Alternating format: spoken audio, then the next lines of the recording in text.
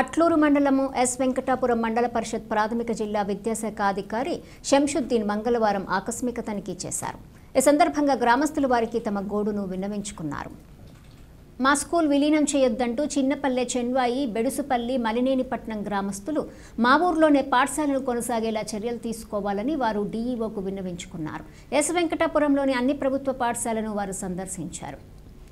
Yes Venkatapuram పాఠశాల ముందు ఎలాంటి వస్తువులు లేవని ఈ స్కూల్ని ఎలా ప్రపోజల్లో పెట్టారని ఎంఈఓలను వారు మందలించారు. అనంతరం వారు మాట్లాడుతూ 1వ తరగతి నుండి 5వ తరగతి వరకు చిన్నపల్లెల్లోనే కొనసాగించాలని రాష్ట్ర ప్రభుత్వానికి నివేదిక పంపించడం జరిగిందని, త్వరలోనే ఈ సమస్యను పరిష్కారం దిశగా తీసుకెళ్తామని డీఈఓ పేర్కొన్నారు.